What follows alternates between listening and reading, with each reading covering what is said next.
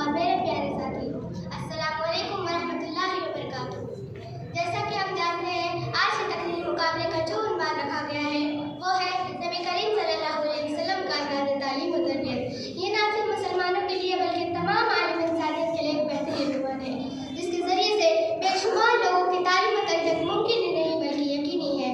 کوئی مثل مصطفیٰ کا کبھی تھا نہ ہے نہ ہوگا، کوئی مثل مصطفیٰ کا کبھی تھا نہ ہے نہ ہوگا، کوئی شاہکار ایسا کبھی تھا نہ ہے نہ ہوگا۔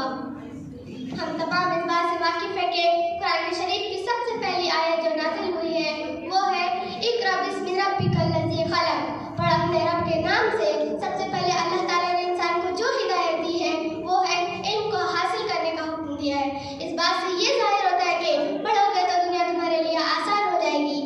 آج وہی قومیں آگے ہیں اور سرخرو ہے جو علم میں آگے ہیں، اور ہمارے نبی صلی اللہ علیہ وسلم کو اللہ تعالیٰ نے علم کی اہمیت بتاتے ہوئے کہا ہے کہ اپنے رب سے مزید علم کی طلب کیجیے، اے میرے رب مجھے مزید علم عطا کر، یہ دعا سکھائی گئی ہے۔ اس بات سے یہ اندازہ لگایا جاتا ہے کہ اللہ تعالیٰ نے دنیا کی تمام نعمتوں میں سب سے بڑھ کر جس چیز کو افضل بتایا ہے وہ علم ہے۔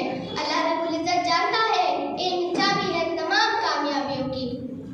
اللہ کے رسول صلی اللہ علیہ وسلم نے فرمایا بہترین صدقہ یہ ہے کہ آدمی علم سیکھے اور اپنے دوسرے بھائیوں کو سکھائے تاکہ وہ بھی اس سے فائدہ اٹھا سکے۔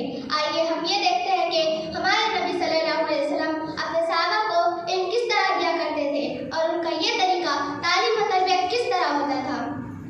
آپ صلی اللہ علیہ وسلم کے پاس جب آپ کے صحابہ علم سیکھنے آتے تھے تو آپ ان کا خیر مقدم کرتے تھے اور ان کو بڑی عزت و توقیر سے اپنے پاس بلاتے تھے، اور اکثر آپ صلی اللہ علیہ وسلم سلام میں پہل کرتے تھے۔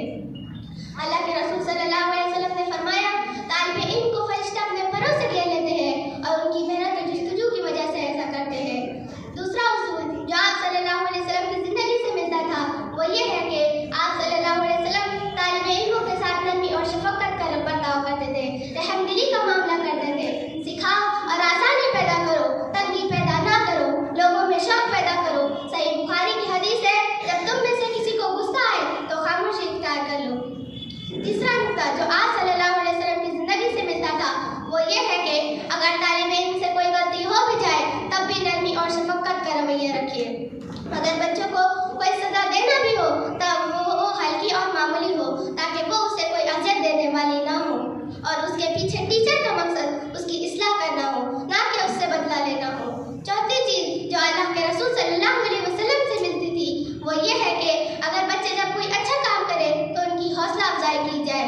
اکثر ایسا ہوتا ہے کہ بچوں کی غلطیوں پر بہت ٹوکا جاتا ہے لیکن ان کے اچھائی کے کام کرنے پر ان کی حوصلہ افزائی نہیں کی جاتی۔ انہیں بڑھاوا دیجیے، اس کی وجہ سے ان کی صلاحیتوں میں مزید اضافہ ہوگا، خوشی کی وجہ سے انہیں کام کرنے کا شوق پیدا ہوگا۔